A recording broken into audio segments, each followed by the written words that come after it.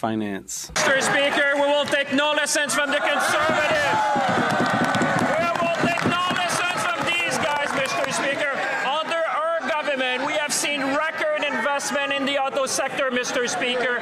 Even Bloomberg ranked Canada first in the world for the EV supply chain, Mr. Speaker. We should all be celebrating.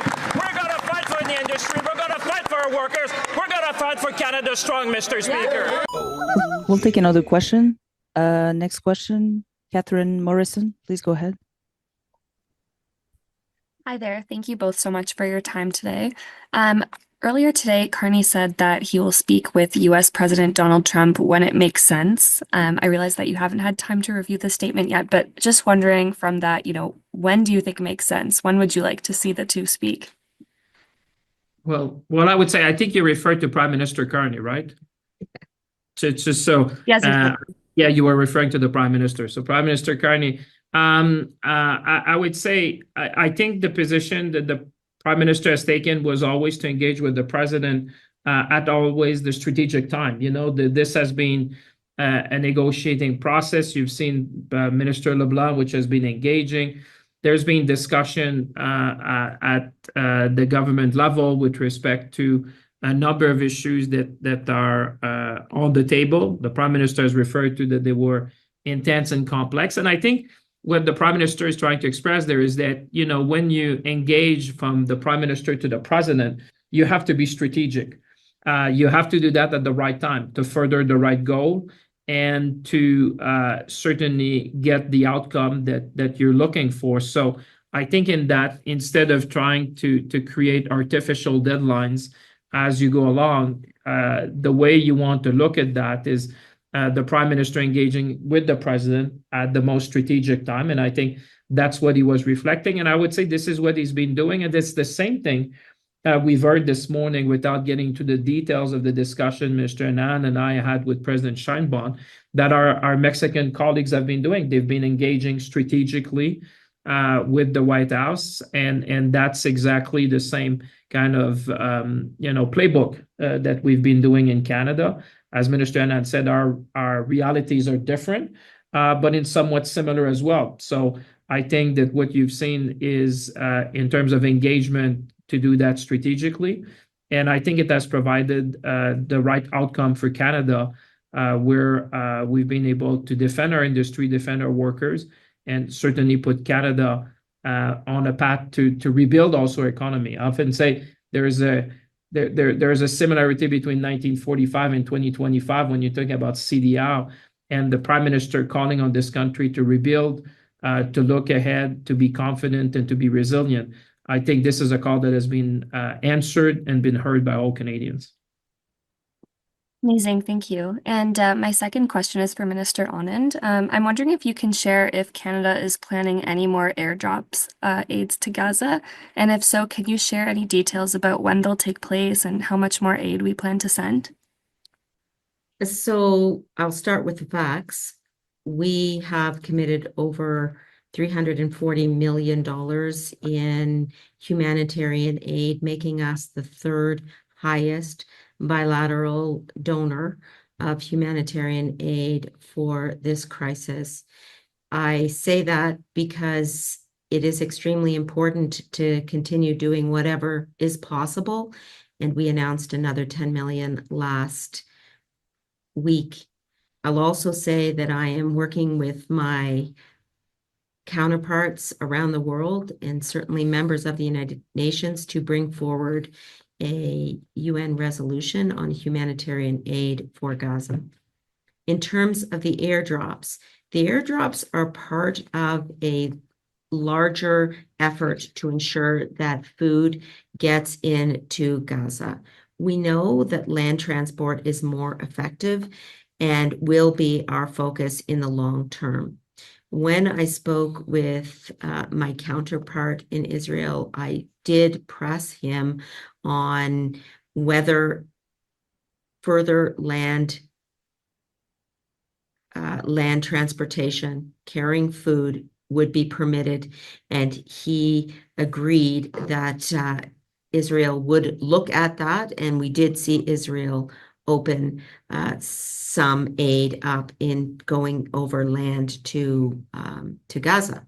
At the same time, Canada wants to do whatever is possible. So I have been working with my Jordanian counterpart, Minister Safani, to ensure that we can use the Jordanian land corridor as well as utilize any space on Jordanian flights, as well as the Canadian Armed Forces airdrops that we know have begun to occur. So the answer to your question is those airdrops will continue. Our preference is for land transport, and that is a more effective and will be our focus for the long term. Ashley Burke, please go ahead. Thanks for taking our questions. Ministers, what did the president tell you about how she got a 90-day extension with Trump? The conversation with President Sheinbaum was well over an hour, and we discussed many aspects of the bilateral relationship. And we also discussed the desire for a strong North American economy. And in particular, Canada will continue to seek strong relationships both with Mexico and the United States for the benefits of this very important trade negotiation and relationship. I want to stress that Canada's economic relationship with the United States differs significantly from Mexico's. We have over $2 billion of trade passing through the Canada-US border every single day. And we also have different economic profiles, different levels of integration, and a long-standing economic and defense and security relationship that is perhaps the most integrated in the world. Therefore, to parse out individual elements of one country's negotiations versus our own is somewhat superficial, because the relationship is so very complex, and we really do need to understand that complexity drives the entire negotiation, which of course is being led by Dominic LeBlanc. Minister? No, I think the minister said it perfectly, Ashley. I mean, first of all, great to be talking. I think what we were focusing, Minister Anand and I here, was certainly looking at what more we could do with our Mexican partner. You know, I did take the opportunity to put that in perspective. When you look at the GDP of Mexico and Canada, and if you were to look at the combined GDP, you're looking at something close to 4 trillion, something close to the 5th largest economy in the world when you look at the combined numbers, and also half of the population in the United States. So I think, as Minister Anand said very eloquently, we both realize that the United States is a strategic partner to both Canada and Mexico.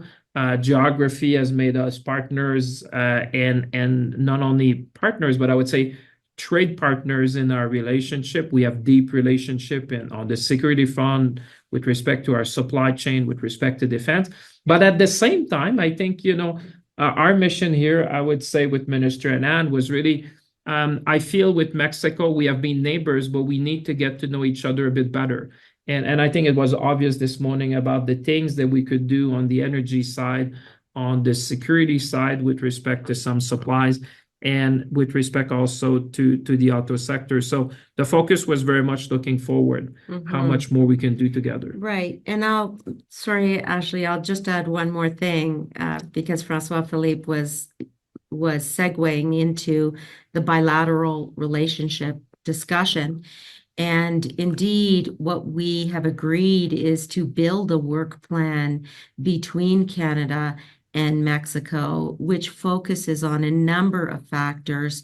For example, resilient supply chains, port-to-port lines of trade, artificial intelligence and the digital economy, energy security, And so this conversation, not only with President Sheinbaum, but also with our ministerial counterparts, was very detailed, and in fact will continue throughout the rest of this day and tomorrow. And we're also meeting with a number of members of the business community because, as we discussed with our Mexican counterparts, it's very much an all-hands-on-deck approach to ensure that we are kickstarting the Canada-Mexican bilateral economic relationship.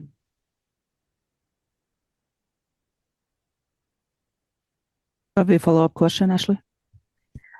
I hear what you're saying about both countries being different, but there are a lot of Canadians today wondering why Mexico got an extension and Canada didn't. Was there anything you learned during your meeting with the president that could help provide an answer to Canadians?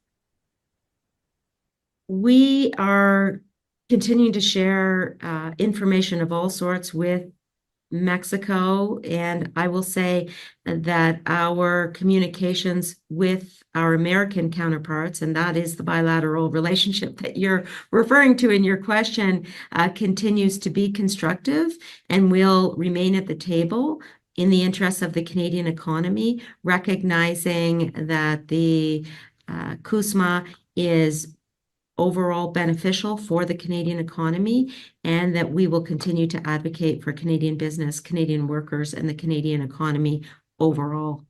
Yeah, I mean, Ashley, I understand your question. As you appreciate, we had a very long discussion with President Sheinbaum, very substantive discussion, very friendly discussion, I would say.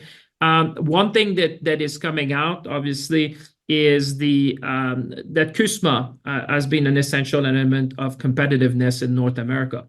And that is true for Canada, it's true for the United States, it's true for Mexico. So in the context of that, I think there's a recognition of the importance of KUSMA, which has allowed us to integrate our supply chain, be competitive, and at the same time looking forward as a basis to engage with each other as we're looking in this new trading environment. So I would say a very positive discussion in that respect.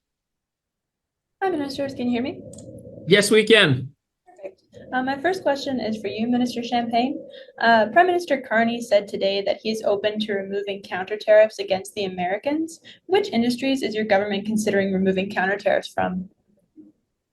Well, as you would expect, Jillian, I was not with the Prime Minister this morning. I was with Minister Anand. We were here very engaged with President Sheinbaum to strengthen and deepen the relationship with Mexico. I did not have a chance, to be very transparent, to look at the statement made by the Prime Minister of Canada. But I know that the Prime Minister of Canada has been saying to Canadians that our goal as a government and his goal as Prime Minister is, to seek the best possible agreement for Canada, for our industry and our workers. And I would take the statement that he made today as the guidance you're looking for with respect to what additional next steps we can do to further Canadian interests with respect to our negotiation with the United States. Thank you. And my next question is for you, Minister Anand. Today, Mark Carney said that he's very cognizant that KUSMA review is going to take place with Mexico and the U.S. in 9 months. Is your government not retaliating against the Americans because you're trying to be in Trump's good graces ahead of renegotiating the free trade agreement next year? Our view is that the KUSMA agreement serves the greatest number of Canadians and Canadian businesses and the overall economic stability of Canada. And for that reason, we do want to enter into the KUSMA process, and certainly we'll be looking to do that. Again, the message that we carried here today in Mexico City was that the Canada-Mexico bilateral relationship is extremely important to Canada, and that from the position of our overall North American continental economic security, ensuring that we have a process in place for KUSMA is also extremely important. Thank you. Next question, Stephanie Levitz, please go ahead. Hi, ministers. Minister Champagne, you said a moment ago you were talking about Mexico engaging strategically with the White House, and that being the same kind of playbook we're using. But they got an extension to the tariffs and we didn't. So is there something wrong with our strategy? Well, I would say that our strategy is being the same since we started that. Remember when we said we would be fighting the tariffs, we would be protecting our workers and our industry, and would build our country. I would say if you look, one of the tenets of our strategy is to make sure that we get the right deal for Canada. And I think there is no need to rush into that. But to get the right deal, you need strategic engagement. And I think the way we've been doing with Minister LeBlanc, the way we've been doing, I've been talking to Secretary Besson, the Prime Minister has been talking to the President, obviously. Minister Anand also has been talking with their counterpart. I think you would see that Canada has been at the center of a lot of these discussions. We preside the G7. I can tell you, as the president of the G7 finance minister, there's always discussions around that. We try to air these, my role has always been to keep unity, but at the same acknowledge that we need to restore stability and growth, and therefore engaging with our partners has been the right strategy. The Prime Minister engaging with the President has been the right strategy, and making sure that we get the right deal for Canada is the right strategy. And I would say Canadians are understanding that, and in a way, I've been spending time in budget consultation, and people have been echoing, you're doing the right thing. We don't need to rush into that. What we need is the right agreement for the country. Minister Anand has been clear that the situation of Canada is different. I keep saying we buy more from the United States than China, Japan, the UK, and France combined. We're the second largest investor. We have integrated supply chain. So the way you engage with the White House, if you're Canada, in the world where, it seems to go in a direction that tariffs are going to be the norm, and that you'll have some trade restrictions. If you're Canada, I would say the strategic approach is to engage as we've been doing, but at the same time protecting your strategic interest. And I think that's what Canada's been doing. Just as a follow-up there, how much of this trip was about resetting the relationship between Canada and Mexico in the context of that moment in time where the Prime Minister and others were talking about, Prime Minister Trudeau, and Premier Doug Ford were talking about cutting Mexico out of talks altogether. Did you feel the need to go down there at this moment in time to reassure Mexico that we are still partners with them in this long slog? Stephanie, thanks for that very pertinent question. I will say that we can't forget that President Sheinbaum came to the G7 summit at the invitation of Prime Minister Carney in June in Kananaskis. And that is the moment, I will say, that the momentum started to build in the relationship. And we are picking up on the momentum and the excellent bilateral conversation that Prime Minister Carney had with President Sheinbaum. And indeed, she participated in the outreach partners session on day 2 of the Kananaskis summit. So it is a relationship that is extremely important to Canada. That is at the center of this trip. But there's a recognition also that Mexico plays an extremely important role in the global economy. And we want to make sure that from a Canadian standpoint, we're recognizing that and we're leveraging it for the advantage of the Canadian domestic economy. And I've been saying since I was appointed that my role as Foreign Affairs Minister will be to represent our country and to leverage our diplomatic relationships for the benefit of Canadians and the Canadian economy. That is the premise of the discussions we are having here today. But let's not forget that momentum started to build in Kananaskis when President Sheinbaum met Prime Minister Carney, and Minister Champagne and I, as we have done before, are ensuring that we are representing Canadian interests in building the bilateral relationship here in Mexico. Yeah, if I may add, as you would appreciate, it sends a very strong signal when you have the foreign minister of a country and the finance minister come. I think that message is understood loud and clear in Mexico City. We have heard it time and time again. We're going to have the roundtable with business leaders. And I think there's a recognition that Mexico offers a lot of opportunities, but also Canada offers a lot of opportunities to Mexico when it comes to critical minerals and the supply chain around that, when it comes around energy security, when it comes about infrastructure. So I go back to my example. We have been neighbors, and I think we benefit by knowing each other more.